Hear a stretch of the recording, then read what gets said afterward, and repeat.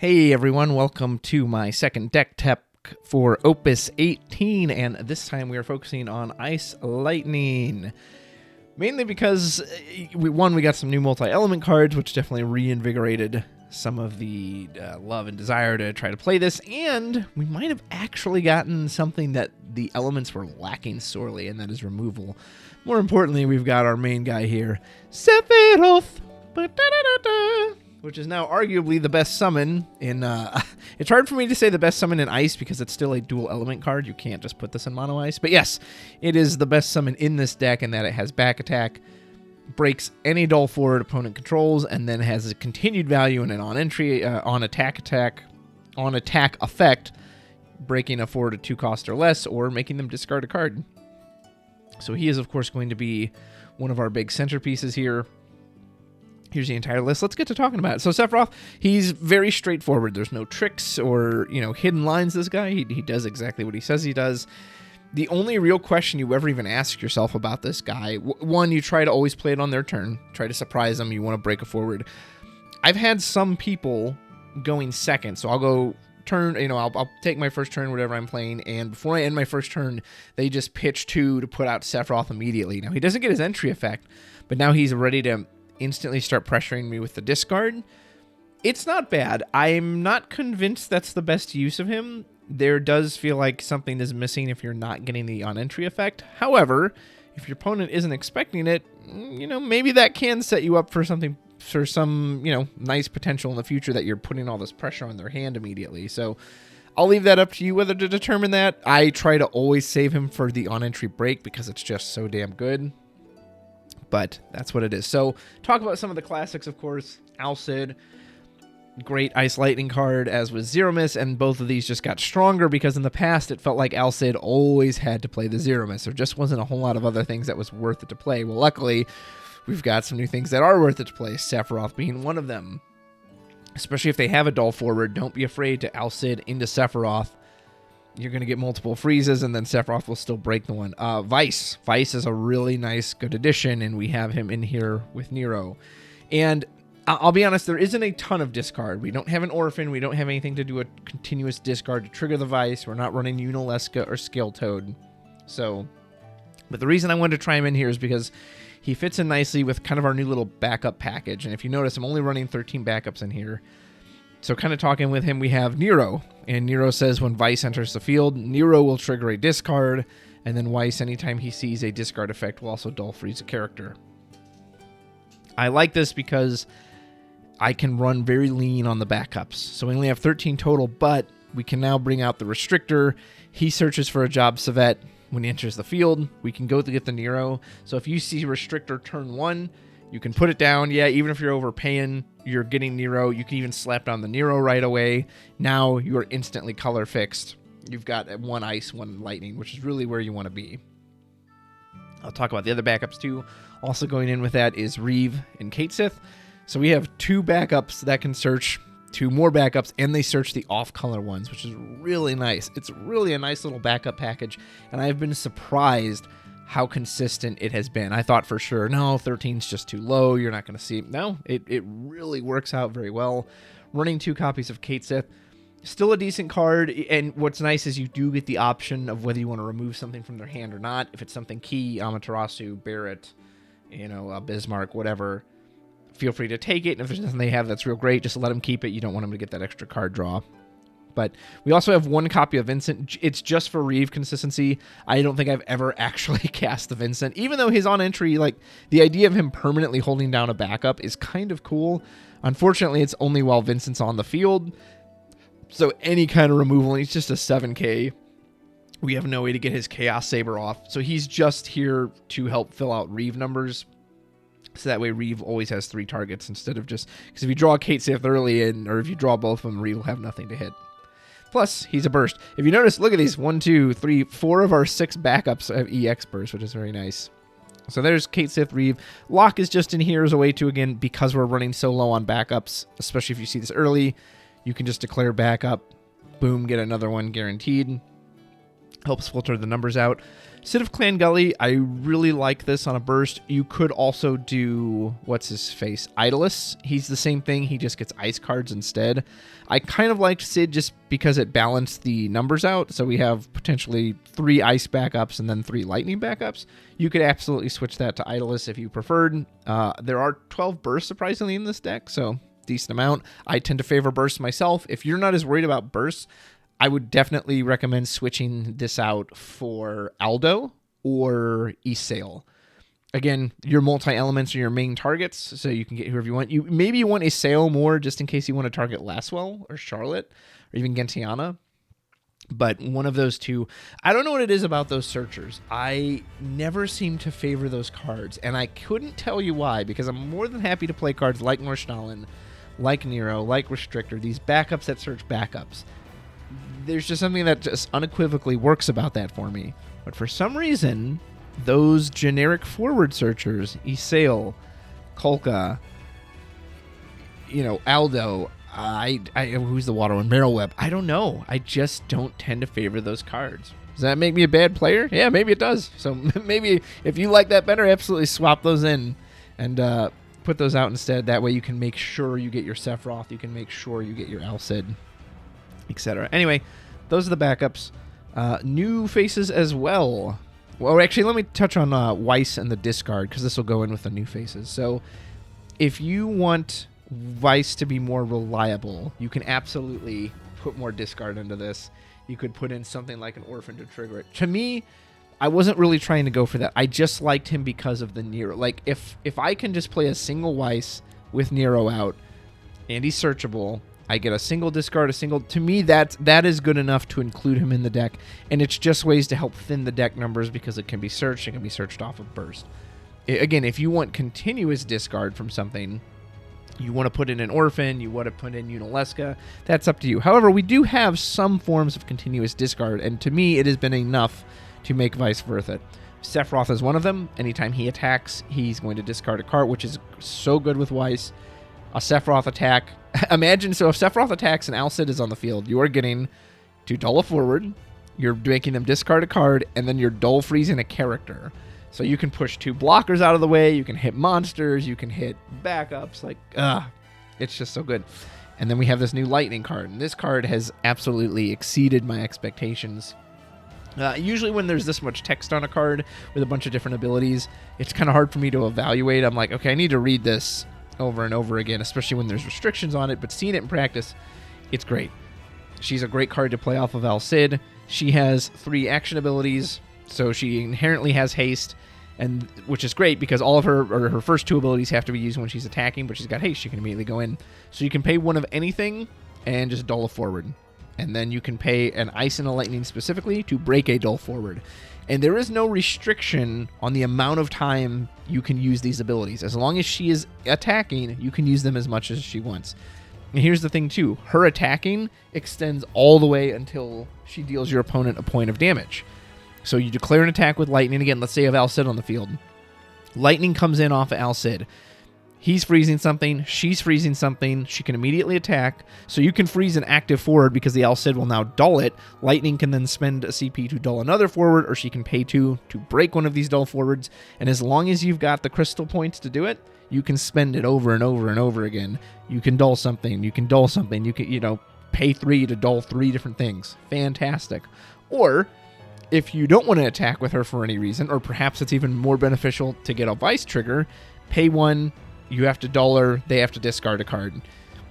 Now, it does prevent, of course, the attack, but I had a game the other day, someone was using Man in Black, and they cast a summon to make sure Lightning couldn't attack, so that's the perfect time to go, okay, well, I'll just dull her and make you discard anyway, and I've got Weiss, so now that discard is going to force you to dull freeze another character.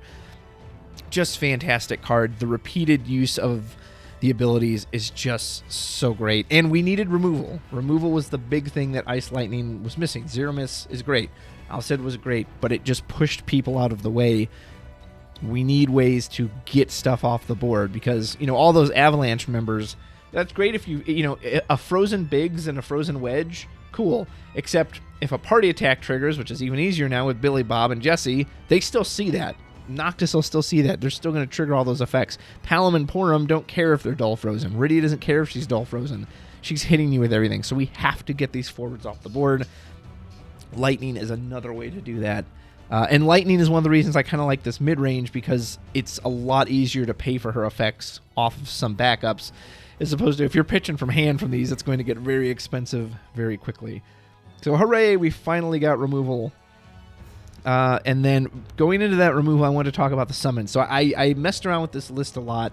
I tried Shulk in here to give another Sivette target, but I found out that I never actually wanted to get her. I always wanted to get Vice off of the Nero with the Restrictor when I put him down. I always wanted to get Nero specifically. I never actually wanted to search out Shulk, so I ultimately took her out.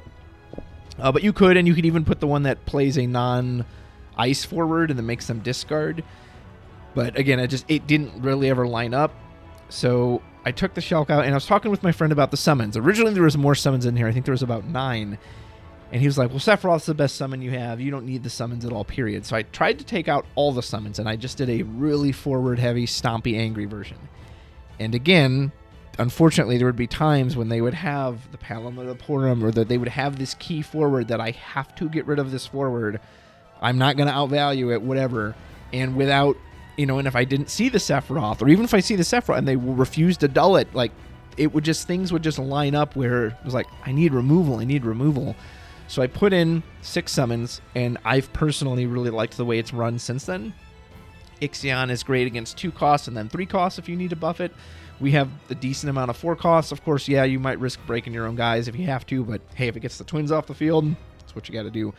Shiva, I like a lot. Shiva can keep any of your ice forwards alive for an extra 3,000. Really good against something like an Amaterasu.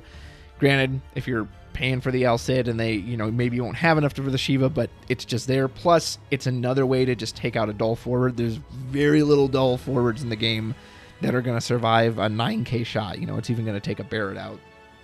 He's a big primary target. And Odin, 1, it's an EX burst. 2, it's just very clean removal. It's great against things like Yuffie. You have to kill that card before it becomes untargetable. The Shiva can also get the Yuffie the moment it dulls before it reactivates, which is very nice. And if things start to go south, and sometimes they will, and you get to damage 5, it costs 2 cheaper. And that can be relevant. I somewhat built this that I didn't want it to just be super stompy, angry, and that you flamed out in 3 turns if you didn't kill them. No, this has some late game potential. It has some surprises with some of these hasters. So I've found these 6 to be pretty solid. There are times, of course, I do wish I had a little more, but I'm really grateful that it's in here. And unless you're just a god with Ice Lightning and you just don't seem to run into matchups where you care about removal, I would absolutely keep these removal-based summons in here. Again, if you got another way around it, by all means, have at it. But for me, I really like it. Sid Randell, he's in here as a tech slot because he's the ultimate sideboard card. There are some matchups he will just win on his own, and there are other matchups he's absolutely worthless in. And just you'll have to use your best judgment. Hey, are they really ETB heavy? Do they have anything that can take me out? Are they playing soirees, but their Elvis is already down? Okay, well, Al Cid into Sid Randell, don't mind if I do. Congrats, you're no longer playing the game. Use them when needed, throw them away when you don't need them. Axis, my friend Ghoul, love this. Normally, I don't like this card just because I'm not a self-mill guy. Obviously, it seems that most people think it's great. I can understand why. I do like him here because recursion, I think, is very important in this deck because your forwards are what wins you the game. Being able to use Sephiroth and Lightning and Al Cid over and over again is what's going to get you a victory. So Axis saying, hey, I'm going to get another one of those cards back is very nice. It's one of the few decks I really like him in, so he's good here. We'll get to Gentiana in a minute because I have a special thought on her. Lastwell, if you've seen any of my videos, you know how just good he is. He's just one of the best ice cards we've got in a long time. He's another way you can make discard pressure. If you make him discard and Weiss is on the field, you got to discard Anecdotal Freeze. You're probably winning that game without some bad EX burst luck because it just puts you so far ahead. Charlotte, of course, as a knight, will trigger Lastwell, and it's just a magnet. It keeps people always go after your Al Cid. They're going to go after your Lightning. Charlotte will help keep them alive. Honestly, I kind of wonder if I should put 3 of her in here just because I think she can be that good. But I like her at 2 as well. Roche and Alba, the reason they're in here is I wanted really cheap aggression. And so again, if Alcid's on the field, being able to drop Roche or Alba, boom, immediately go in, knock something out of the way. I feel like it just gives the deck a little extra dimension. People always have to be careful if they think haste is in the deck. And without those two, your only forms of haste are lightning and zero miss if you're on damage 3. So I like the potential as, hey, I can always kind of take you out. And I do really still like Alba, that I can knock key cards out of your break zone if you're playing a recursion heavy deck. Sometimes it's frustrating if your opponent isn't playing them a lot of summons because she's not going to get the haste. But you can tell when people want to protect their break zone. I've had people go out of their way to get rid of Alba. Like, Alcid will be on the field and they're like, no, I'm going to get rid of the Alba. I don't want you to keep hitting my break zone. I really like these two. Again, you could maybe say, drop Roche to 1 to put another Charlotte or whatever other slot you want to put in. But I've liked them both of this. The turn 1 Roche is there if you need it. And there are some times I've tried that. Okay, I've got Roche turn 1 and Alcid. Let's do it. Roche, Alcid, zero miss. Woo, we're off to the races. I prefer to play this just a hair slower, just a little more mid-range, get set up at least a little bit, but it has that ability. Nope, stomp on the gas. Let's roll if we've got to. And then Gentiana, I absolutely want to talk about this card. Currently, and maybe it's just the current meta, I really liked this card, and it has grown, in my opinion. It's funny because I know a lot of people don't rate the card or just don't think anything of it, because to be fair, it's exactly like Sid Randall. In some matchups, she will win you the game by herself. She's that strong. In other matchups, she doesn't do anything. It just depends on what you're facing. So like Sid Randall, you'll have to figure that out. But having cards, they have, the new Furion Legend, or even the Twins. I can't tell you how good it has felt to Alcid's on the field, play Gentiana. Gentiana herself doesn't make a stack. So that Rydia or that Palom or that Porum that was dull, it's immediately shut off. It immediately has no abilities. Even with Alcid now freezing something for Gentiana's entry, it doesn't matter. It already has no abilities. I was playing against Jared once. We were having a really good testing match, and he couldn't attack in with his Furion because the moment he attacks with Furion, he'll draw the card. He can't reactivate it, though. He can't discard anything to bump its power because it immediately loses its effect, and which is why she's just so good. Again, some matchups, if they have a lot of summons, they'll just blast her off the board, no problem. But she can also dull herself if she lives a whole turn. They go to the start of combat. Okay, my friend I've got this Prish. Prish wants to come in and fight you. Start of combat. Okay, dull Prish. She has no powers now. Or Arciella. He had Arciella. I'm going to swing in with Arciella. Well, guess what? The moment she swings, she has no abilities. She cannot use any of those counters. So I've absolutely loved Gentiana. I hope to see this card grow in popularity because I think it's such a cool idea. But lately, it's been fantastic. Zero miss is zero miss. He's just the, hey, you got to answer this? Okay, I win card. Just absolutely everything you could want. So this is my version of Ice Lightning. It's definitely, I guess, what you would call mid-range, maybe early mid-range, with some potential kick for late game. I've really enjoyed playing it. It feels so much better to play it now than it did in Opus 14, where, again, yes, the Alcid and the Zero Miss were cool, but we just didn't have the removal. And finally, with Sephiroth Lightning, we have some ways to get these troublesome forwards off the board. So let me know what you think about it. Let me know if there's any tech slots you would want to throw in.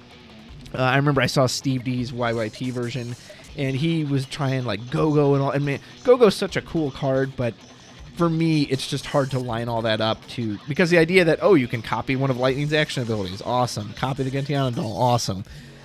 I feel like I just don't have the consistency or the luck to get that to show up. So that's the list. Let me know what you think. Let me know if you've tried Ice Lightning yourself. If you got any other secret spicy techs that you'd love to throw in there, happy to hear it. And as always, I appreciate you watching. And until next time, take care.